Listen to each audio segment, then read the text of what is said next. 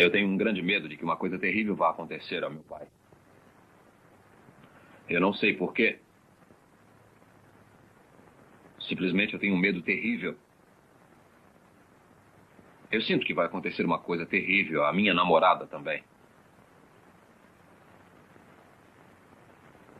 Eu sinto impulsos repentinos de fazer coisas que... É uma ordem que vem de dentro de mim, que exige que eu faça coisas... Que espécie de coisas? É uma ordem para eu cortar minha garganta com uma navalha. Eu sei que isso é uma loucura. E aí faço alguma coisa que me impeça de agir assim. Paguei minha vida tentando lutar contra essas ideias. Por isso, só há pouco tempo eu terminei meu curso de Direito. Eu tenho 29 anos e estudei durante 9 anos. Bernard Archer e Edward Fox em O Homem-Rato, nas vozes de Enio Santos e André Figue. Pesquisa de um caso de neurose obsessiva, conduzida pelo Dr. Sigmund Freud. Versão brasileira, Tecnissom, Rio de Janeiro.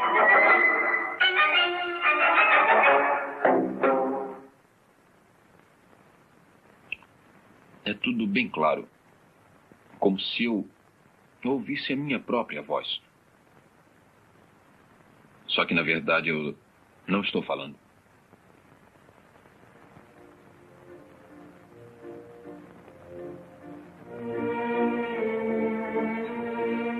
Viena, 1906. Capital do Império Austro-Húngaro. A tradicional cidade de Strauss, mulheres bonitas, aristocratas e soldados.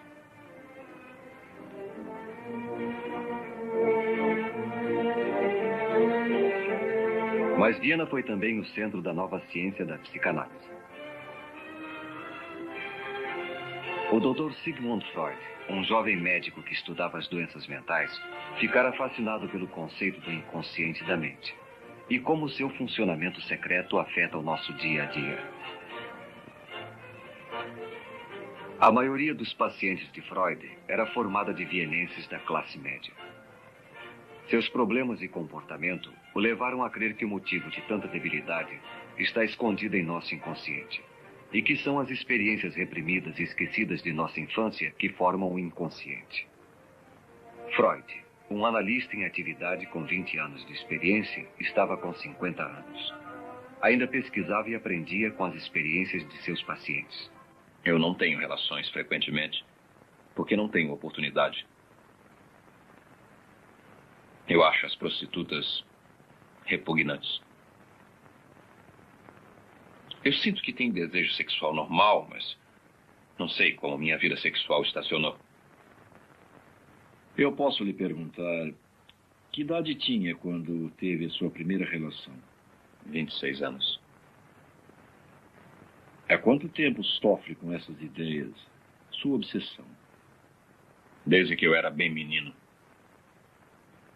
Mas principalmente nesses últimos 4 anos. E o que o fez vir me consultar? Eu ouvi falar do senhor. Foi por isso que vim vê-lo. O paciente era advogado e oficial da reserva do exército austríaco. Embora Freud ainda não tivesse percebido, o homem estava a ponto de sofrer um completo colapso mental. As repetidas ordens que ele dizia receber, seguidas de tentativas para evitá-las, tinham reduzido sua vida a uma série de rituais sem sentido. A visita a Freud foi uma tentativa desesperada de achar a cura. Vamos deixar que o senhor pense no assunto. Amanhã poderá me dar a sua resposta.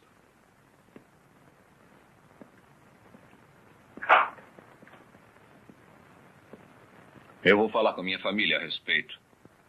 Como eu devo lhe pagar?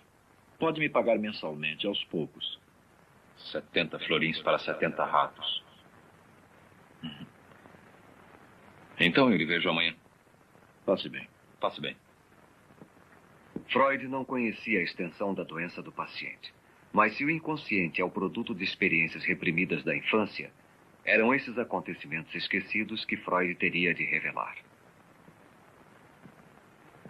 Freud já havia percebido que os temores do paciente de que alguma coisa ia acontecer a seu pai e a sua namorada eram essencialmente absurdos. Durante todo o período de tratamento, Freud anotou detalhadamente as condições do paciente. Essas anotações, ele as usou como base para a conferência que fez no primeiro Congresso de Psicanálise, realizada em 1908. Anteriormente, as ideias de Freud foram constantemente combatidas com hostilidade e discórdia. Mas o caso do homem-rato forneceria a confirmação mais dramática de suas teorias. Ilustres senhores, os conhecimentos que vou lhes transmitir agora talvez não sejam por si mesmos satisfatórios, mas podem servir de ponto de partida para o trabalho de outros pesquisadores. O esforço comum poderá trazer o sucesso que talvez esteja além do alcance do esforço individual. A façanha mais notável de Freud foi penetrar no funcionamento interior da mente. Ele a conseguiu desenvolvendo uma técnica completamente nova de comunicação com o paciente. Depois de nossa primeira entrevista, levei-o a concordar com a única condição de tratamento. O senhor deve dizer tudo o que vier à sua cabeça. Mesmo que lhe seja desagradável, que pareça sem importância, irrelevante ou até mesmo sem sentido.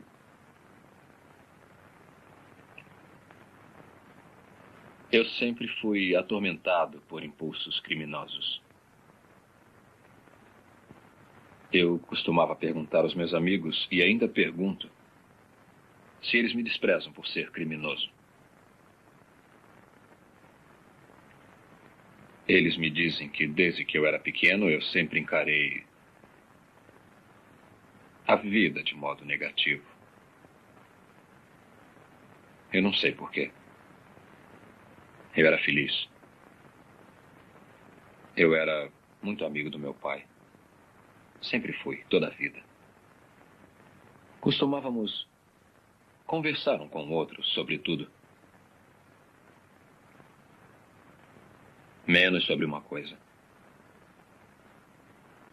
Nós tínhamos em casa uma jovem governanta chamada Senhorita Peter. Essa cena veio à minha cabeça bem distintamente anos mais tarde. Ela usava pouca roupa. Eu estava deitado ao seu lado. Então pedi que ela me deixasse tocá-la. Ela disse que eu podia, sim. Desde que não contasse aquilo para ninguém. Usava muito pouca roupa. E seu corpo me deu a impressão de ser muito estranho. Permitiu que eu tomasse algumas liberdades com ela. E isso me deixou com um desejo atormentador de contemplar o corpo feminino. Eu me lembro de umas coisas que aconteceram depois dos 6 anos. Eu ainda consigo me lembrar com uma intensa excitação. Nós tivemos outra governanta, que também era jovem e muito bonita. Ela costumava tirar a roupa e ficar se admirando no espelho.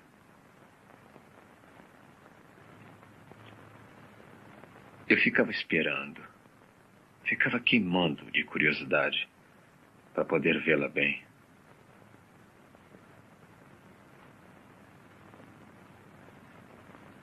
Quando eu tinha 6 anos, já ocorriam comigo as ereções. Eu tenho a sensação de que havia alguma ligação entre elas e a minha curiosidade. E eu tinha a mórbida impressão de que meus pais sabiam o que eu estava pensando. Mas tinha um pressentimento de que, tendo esses pensamentos, alguma coisa terrível iria acontecer.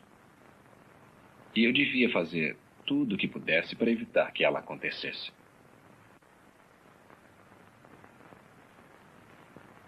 Lembra-se de alguns desses temores? Mesmo quando eu era jovem, eu não conseguia evitar de pensar na morte de meu pai. E isso me deixava muito nervoso. Agora eu ainda tenho esses temores. Temor de que aconteça alguma coisa ao meu pai.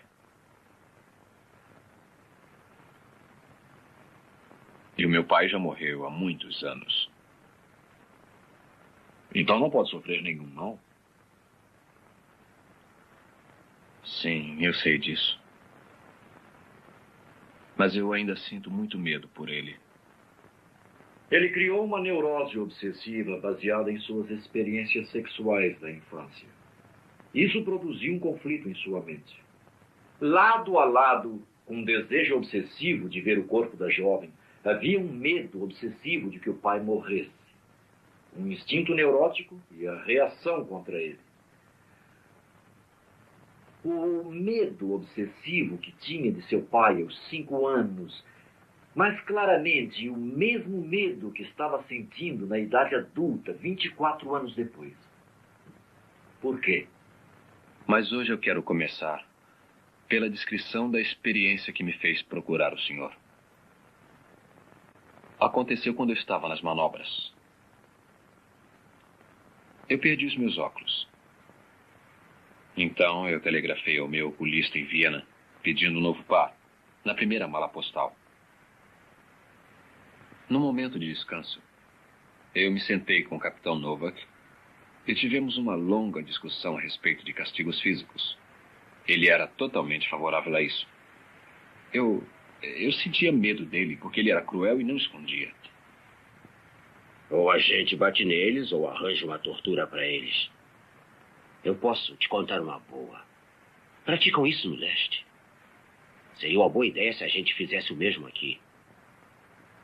Você pega 10 ou 12 homens, ou quantos homens você tiver, e manda eles formar uma fila junto ao muro. Aí você pega um deles, pega como exemplo, tira a roupa dele e manda deitar com a cara no chão, na frente dos outros. Depois você amarra os braços e as pernas dele, bem abertos para não poder se mexer. E aí acontece o quê? Eu vou dizer o que acontece. Eu não consigo falar sobre isso. Mas se devo tratar do senhor, preciso conseguir ajudá-lo a falar sobre os fatos. Falar sobre as coisas que o preocupam.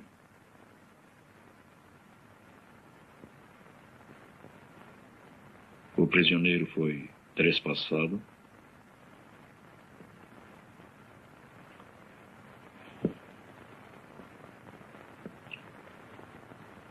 Não. Não, isso não. Mas eles pegaram um balde e colocaram o balde de boca para baixo. Sobre o traseiro do prisioneiro. Fazendo pressão sobre as nádegas dele. De boca para baixo. Aí você pega uns ratos que estavam sendo cuidadosamente guardados e põe os ratos debaixo do balde. Um por um. Não é muito divertido para o sujeito que está com o traseiro no balde, porque só há uma saída para os ratos que estão ali dentro. E você sabe qual é, não sabe? Eles forçam a saída. Através do ânus. Subitamente eu achei que isso estava acontecendo com alguém que era muito importante para mim. De quem se trata? Uma senhorita. Uma senhorita que eu admirava muito. Eu achei que a ideia era muito pouco comum para mim. Eu não costumo pensar dessa maneira. Eu acho mesmo que isso passou pela minha cabeça. E eu fiquei repetindo para mim mesmo que eu não deixaria isso acontecer. Não deixaria. E foi assim que eu consegui repelir a ambos. Eu não entendi isso. Ambos? É. E eu tive também a ideia do castigo não estar sendo aplicado a meu pai. E teve essa ideia, muito embora seu pai esteja morto. Naquela mesma noite, o capitão Novak trouxe um embrulho que chegou pelo correio. Capitão? Capitão? Eu tenho um embrulho para o senhor que chegou pelo correio da aldeia. Eram os meus óculos novos. Os óculos que eu pedira em Viena, mas eu já contei isso para o senhor. O tenente Alex pagou o frete para o senhor. O senhor vai ter que pagar a ele. Não vou pagar, senão os ratos pegarão meu pai. Eram apenas meus pensamentos. Então eu mudei de ideia. Sim, obrigado. Eu vou pagar. Eu fiz um juramento de que os ratos não o pegariam.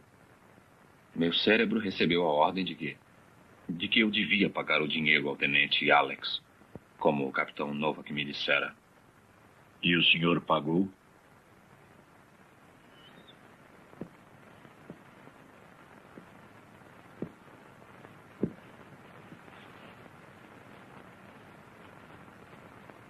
Naquele dia, e nos 2 dias seguintes, eu tentei pagar o dinheiro.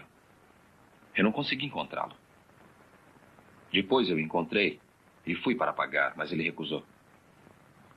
Disse que não estava mais trabalhando no posto dos Correios e que não havia pago o frete. Ele tinha sido pago pelo tenente Brown. Eu não consegui cumprir o meu juramento. Eu não consegui cumprir o meu juramento, capitão. Eu não consegui cumprir. E o que foi que o senhor fez? Eu fiz um plano.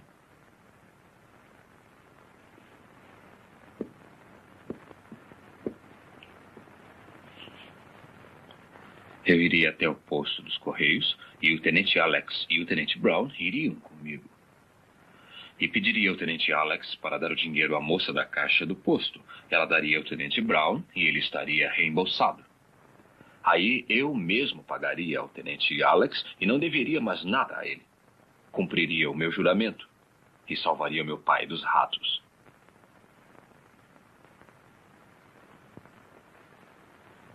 Mas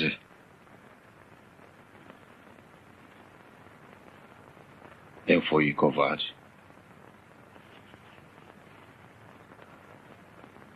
Eu sempre fui covarde. Desde o tempo em que era menino. Por que se acovardou por ter de pagar a ele? Eu não queria parecer um idiota. Não podia me arriscar a pedir aos tenentes para fazerem aquela maluquice. Eu não consegui decidir o que fazer, se levavam meu plano até o fim ou se fugia. Eu fui até a ferrovia. O carregador disse, trem das 10 horas. Eu disse que sim. Foi o destino. O trem das 10 horas não passava no posto dos Correios. No posto dos Correios? Na cidade onde era o posto dos Correios, capitão. Ia para Viena. Então eu fui para Viena. E no dia seguinte, eu coloquei o dinheiro em uma carta. E então o enviei para a moça do posto dos Correios. É provável que, na verdade, ele sempre soubesse que foi ela quem pagou o frete de seus óculos. Por que não reconheceu o fato antes? Enviei o dinheiro para a moça do posto dos Correios. Foi a pista que levou à verdade oculta por toda aquela incrível história. O que ele está tentando esconder? Por que estava deliberadamente se recusando a admitir que foi ela quem pagou o frete para ele? Por que ele preferiu criar uma estranha obsessão sem sentido, envolvendo ratos, o pai, sua namorada e compromissos de dinheiro com o tenente? Uma coisa que considero da máxima importância é acrescentar.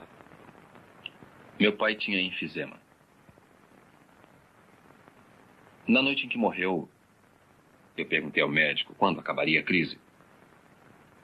E ele me respondeu, amanhã. Então eu fui para a cama.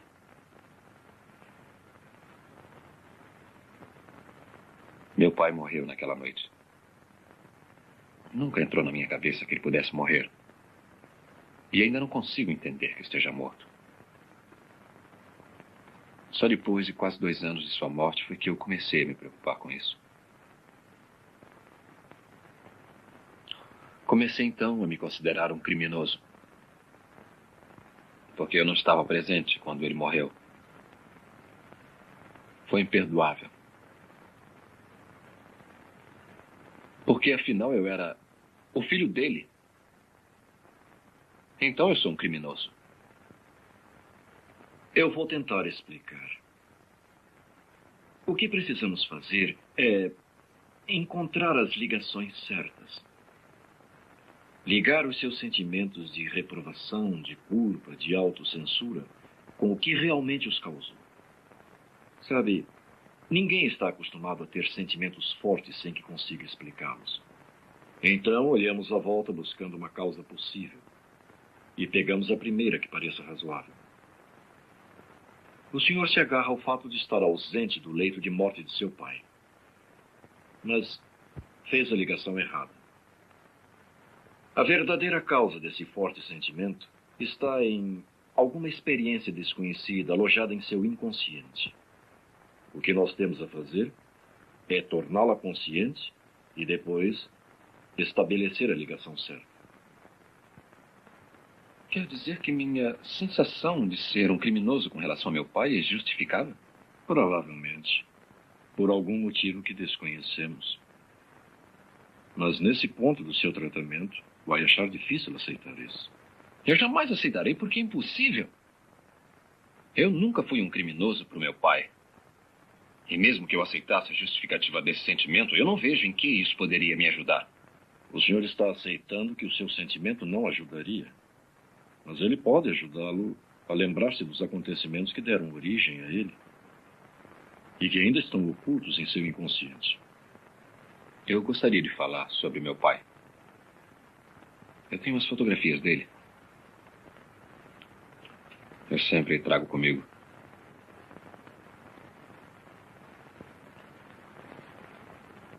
Ele era um homem excelente.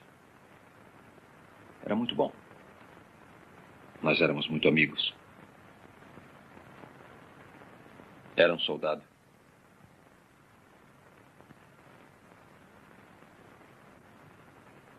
Isto é apenas um pensamento isolado, sem nenhum significado.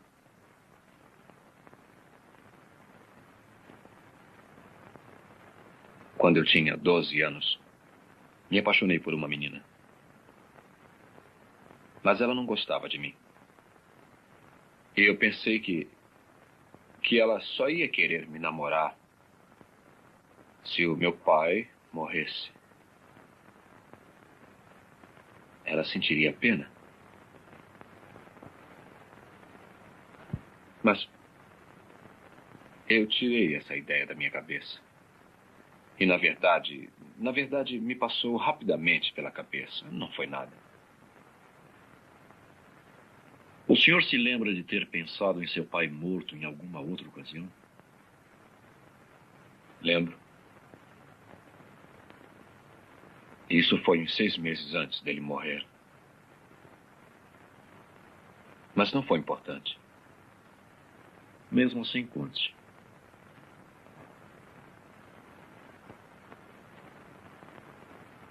Prefiro não pensar nisso.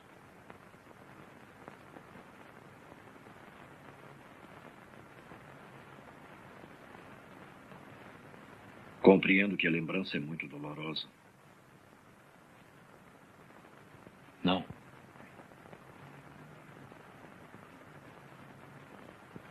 Eu não consigo me lembrar.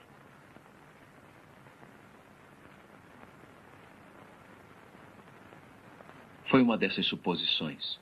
É que, se ele morresse, eu teria dinheiro para me casar. Mas eu afastei do pensamento. Mas se ele tivesse morrido, teria sido uma vantagem para o senhor. Mas eu não queria. Mas teria sido uma vantagem, não teria? Teria. Eu ainda estava muito apaixonado por ela na ocasião. Eu já a conhecia há mais de 10 anos. Eu me lembro. Tive esse mesmo pensamento na véspera dele morrer. O pensamento me apavorou. Eu não queria, nunca, a morte dele.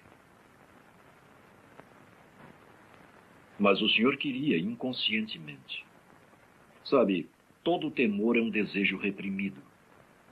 Desejou que seu pai morresse e sentiu-se ansioso, com medo, culpado. Por isso tenho de acreditar no oposto do que está dizendo. Eu teria desistido de tudo para salvá-lo. Esse amor tão intenso é o que está suprimindo o seu ódio. Eu desisti da felicidade. 3 vezes, desde o tempo em que era menino, desejou que seu pai morresse para que pudesse ter dinheiro e casar com a jovem que amava. Eu a amo. Mas eu nunca a desejei sensualmente, da mesma maneira que era excitado pela minha governanta quando eu era um menino. Os seus desejos sexuais normais foram inibidos pelas suas experiências da infância. E considero seu pai um empecilho entre o senhor e o objeto de seus desejos sensuais. E o senhor o odiava por isso, desde quando era criança. Está enganado. Eu o amava. Eu o amava. Eu acho que devia ser fuzilado. Por que eu devo viver quando ele morreu? O senhor reprimiu o seu ódio e o enterrou antes dos 6 anos.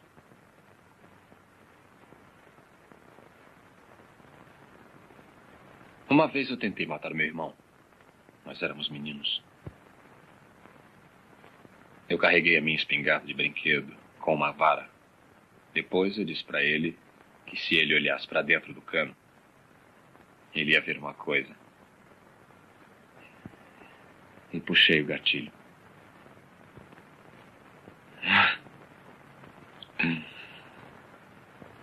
Mas ele não se machucou, não. Mas foi a minha intenção. Eu fiz isso, diz minha memória. Você não pode ter feito isso, diz o meu orgulho. Mas você fez isso, diz a minha memória. 18 de março de 1908. Freud estava tratando do paciente há 5 meses. O paciente está caminhando lentamente para um reconhecimento de sua hostilidade contra o pai. Ele negou a hostilidade, mas lembra-se de ter sentido hostilidade também ao irmão de quem gostava. A mesma hostilidade está também presente na atitude dirigida à sua namorada.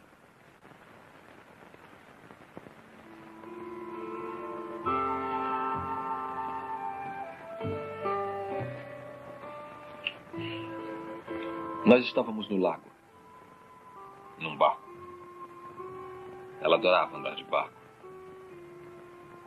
Mas eu temia que ela se resfriasse. Ela não usava roupas próprias para andar de barco. Então eu pedi a ela para colocar o meu chapéu. Ela recusou. Disse que ia ser uma bobagem. Mas eu forcei. Olha, vai chover. Eu acho que não. Vai, você vai se molhar. Você devia estar usando uma proteção. Não, eu estou perfeitamente bem. Pode deixar, Paul. Ponha o meu chapéu para você não se molhar. Não, eu estou bem, Paul. Ponha o meu chapéu. Que bobagem. Ponha o chapéu.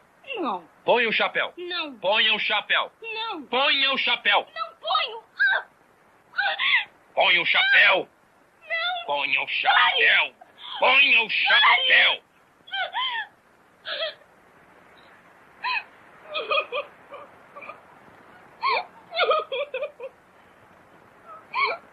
Nada deve acontecer a ela.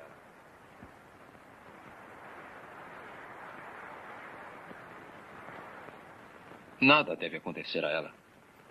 Nunca.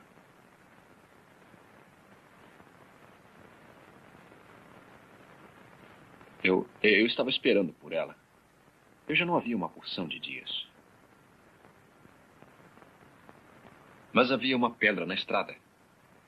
E eu pensei que, se as rodas da carruagem batessem na pedra, Gisela podia morrer. Então eu peguei a pedra e a coloquei fora da estrada. O senhor queria protegê-la. Jurou que nada aconteceria a ela. Aí eu vi como eu tinha sido absurdo. Peguei a pedra e a coloquei de novo no lugar em que estava.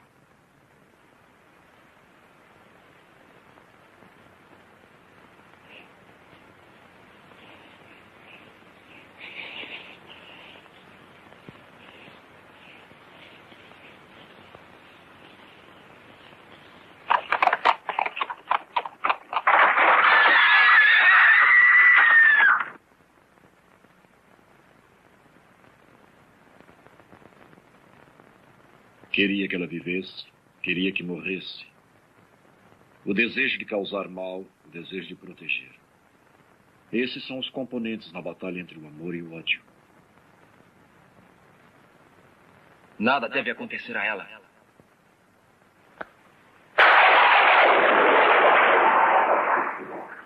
Dois, 3, 4, 5, 6, 7, 8, 9, 10, 11, 12, 13, 14, 15, 16, 17, 18, 19, 20, 21. Antes de 40 há o perigo dela morrer. Dela morrer. Morrer! 34, 35, 36, 37, 38, 39, 40! 40! 40! 40!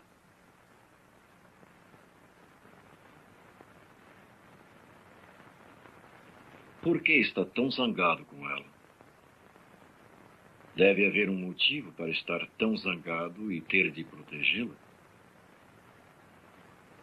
Talvez ela não o ame.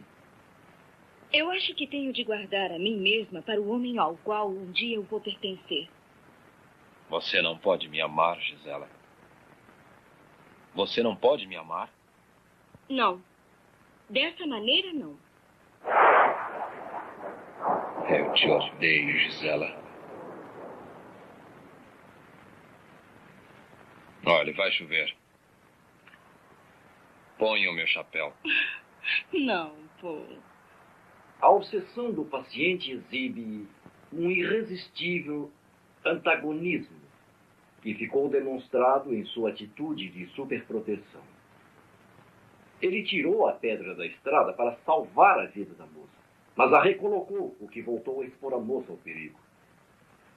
Bom Deus, proteja meu pai e Gisela. Amém. Bom Deus, por favor, não proteja. Deus, proteja meu pai e Gisela. Amém. Não proteja. Proteja meu pai e Gisela. Amém. Não proteja. Proteja meu pai. Por favor, não proteja. E Gisela. Amém. Por favor, não proteja. Pai. Não proteja. Amém. Não proteja. Pai. Não proteja. Gisela. Não proteja. Amém. Gisela. Amém. Gisela. Amém. Não proteja. Gisela. Amém. Não proteja. Gisela. Gisela. Gisela. Amém. Gisela. Amém. Gisela. Amém. Gisela. Amém. Gisela. Amém. Gisela. Amém.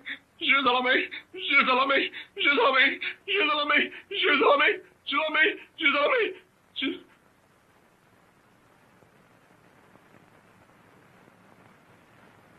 Em suas orações, ele tentou afastar o que considerou ser o seu pensamento mau, luxurioso para com Gisela. Uma oração de proteção para Gisela. Ele repetia tão depressa que nenhum mau pensamento poderia interferir. Mais tipicamente, a palavra proteção é que continha verdade, aquilo que devia ser afastado. A palavra Gisela mesmo formada pelas duas palavras, o nome da moça, Gisela, e amém. Repetindo seguidamente e muito depressa, tornaram-se Giselamen, Giselamen, Giselamen, Gisela Semen.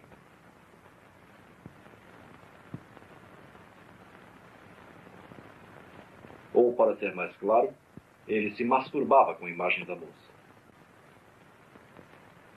Ouvi o caso dele durante 6 meses.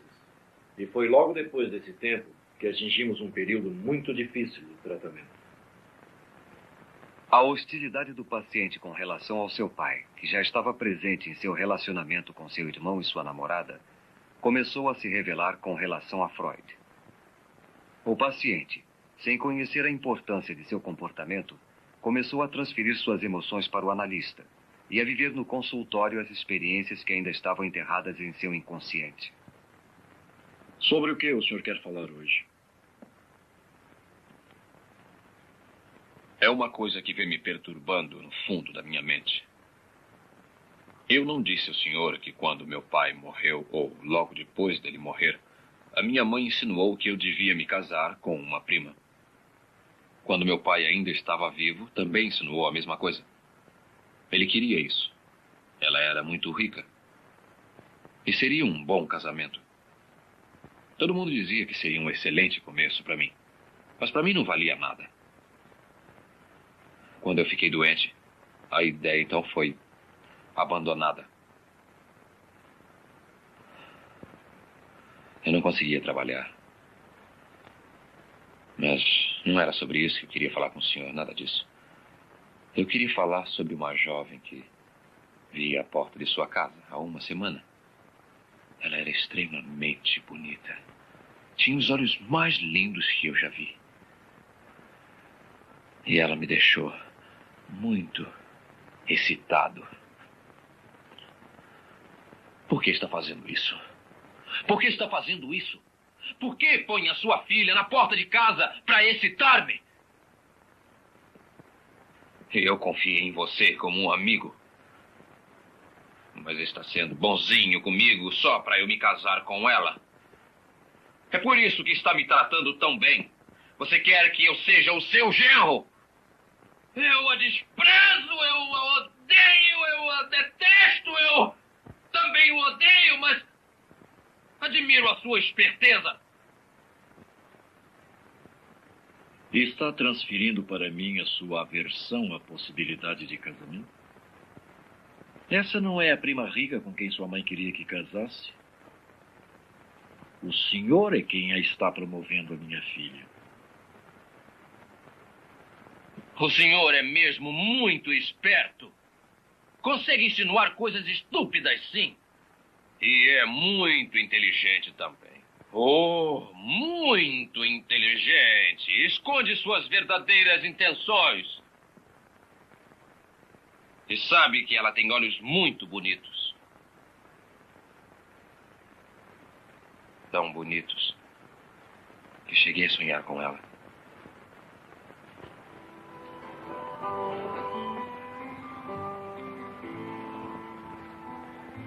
Freud atribuía grande importância aos sonhos, como sendo um meio de revelar o inconsciente. Porque ao dormirmos, o nosso consciente está desprevenido. As ações em nossos sonhos, interpretadas corretamente, dão uma clara indicação dos desejos reprimidos e ansiedades alojados em nosso inconsciente.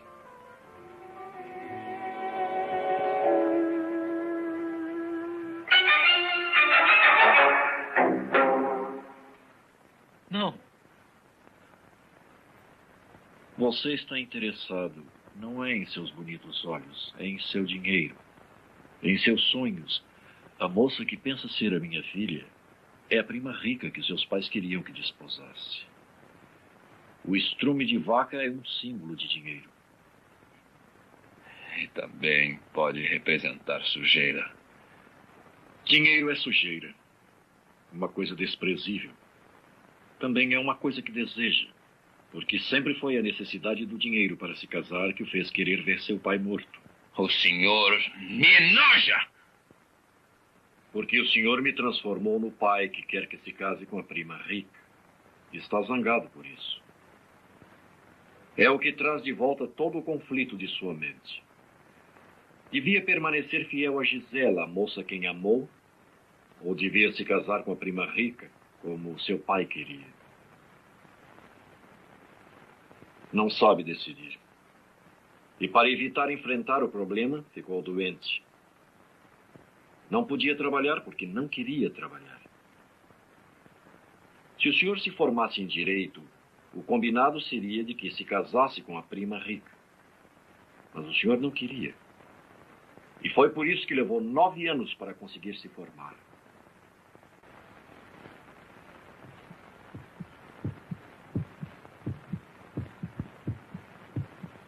Depois que meu pai morreu, eu trabalhei.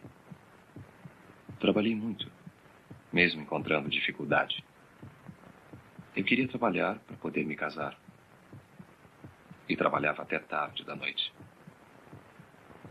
Exatamente à meia-noite, eu abri a porta do meu gabinete para que meu pai entrasse. Mas ele nunca entrou. Aí então eu fiz uma coisa louca. Tirei a minha roupa. E examinei as minhas partes íntimas no espelho. São os dois lados do seu relacionamento inconsciente entre o amor e o ódio, expressos em um ato obsessivo isolado. Queria agradar seu pai trabalhando muito, para que pudesse se casar com a moça rica, mas, ao mesmo tempo, ser descoberto desafiando seu pai, masturbando-se mentalmente, como fazia quando era criança. Por essa época, eu nem me lembro quando foi, minha mãe que me disse. Meu pai foi até o meu quarto e me bateu por eu fazer uma travessura qualquer.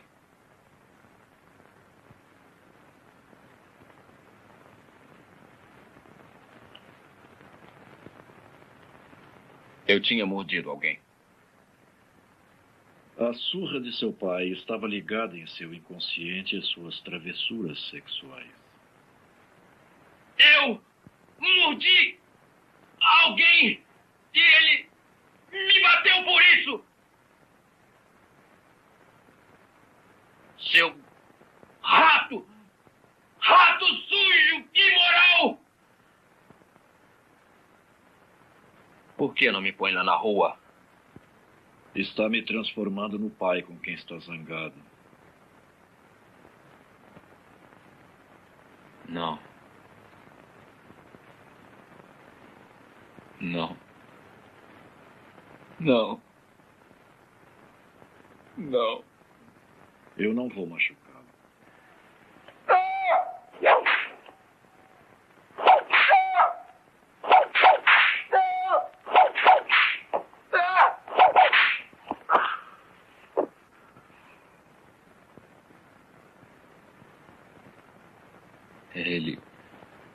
Ele bateu tão forte. Ele não parava mais de me bater.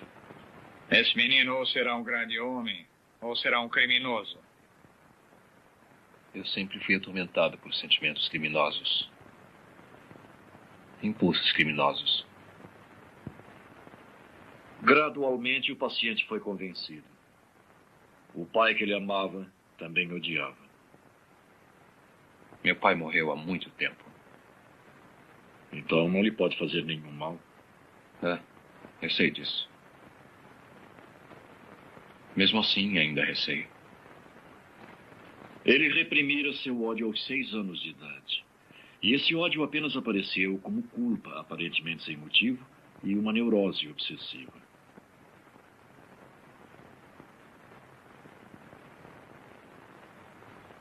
Era um rato.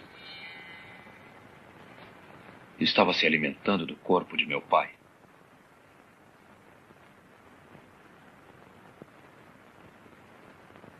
O tratamento chegara ao seu ponto de retorno.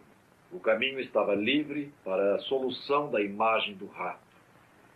Tendo aceito, depois de uma luta de 10 meses, a relação de amor e ódio com seu pai, ele estava apto a me contar coisas que eu pude refazer e explicar os motivos das histórias sobre os ratos. A história de ratos do capitão tornou-se o ponto central de referência para uma série de associações retrocedendo até a sua infância. E ratos adquirem uma série de significados simbólicos. Foi arranjar dinheiro para poder se casar. O motivo de querer ver seu pai morto. Dinheiro é sujeira. Uma coisa desprezível. E ratos são a mesma coisa. Tantos florins por tantos ratos. Quando eu era menino, eu vi ratos serem mortos com pauladas.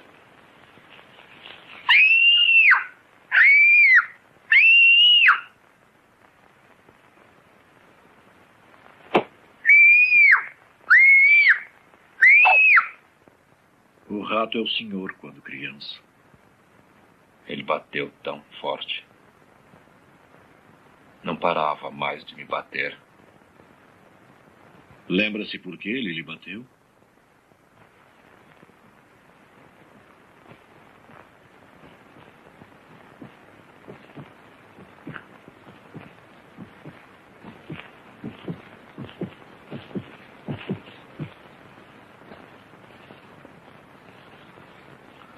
Eu mordi alguém.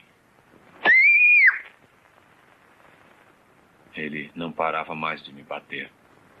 Assim, no rato, o paciente viu uma imagem viva de si mesmo. A crueldade do capitão Novak e seu amor ao castigo corporal também lembraram inconscientemente as surras da sua infância. Em seus delírios obsessivos, o paciente imediatamente ficava hostil com seu pai.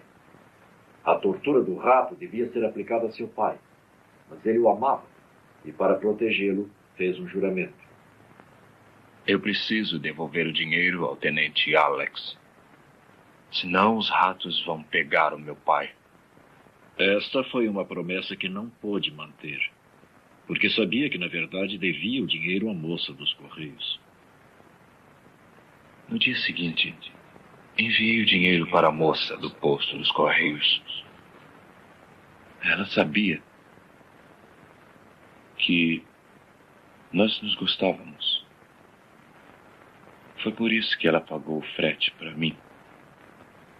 Por que o senhor não foi diretamente ao posto dos Correios e pagou ela, pessoalmente? Porque estava com medo. Estava interessado nessa moça. Gostava dela. Pensou em dormir com ela. E se dormisse, seria infiel à moça a quem amava, Gisela. Mas desistindo de Gisela, estaria agradando a seu pai, que, embora estivesse morto, queria que se casasse com a prima rica. Inconscientemente, o senhor suprimiu o fato de que devia dinheiro à moça dos Correios, porque lembrava conflitos que eram muito penosos para serem lembrados. Conflitos que o fizeram em pedaços desde o começo de sua doença. Não sabia se continuava a obedecer seu pai ou se devia se manter fiel à mulher que tanto amava.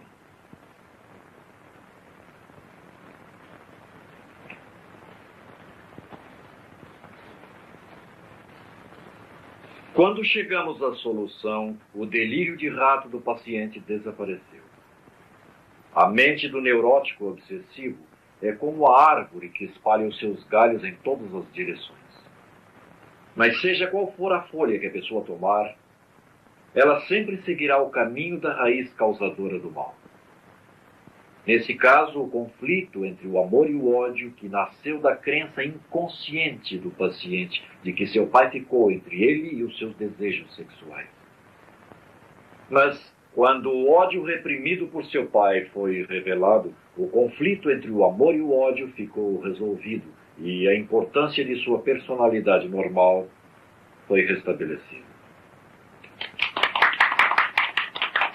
O tratamento do homem-rato levou 11 meses. A cura foi completa. Não houve recaídas. O próprio Freud e seus colegas reconheceram o caso como um grande avanço. Provou a existência da sexualidade infantil. Mostrou a ocorrência de experiências precoces da infância e a influência no futuro dessas experiências ocultas em nosso inconsciente. As ideias psicanalíticas de Freud, amplamente apoiadas pelas provas do caso do homem-rato, ainda sofreram controvérsias. Mas para o bem ou para o mal, foram profundamente influenciadoras. Freud é um dos poucos homens do qual se pode autenticamente dizer: ele revolucionou os nossos pensamentos e o nosso modo de viver.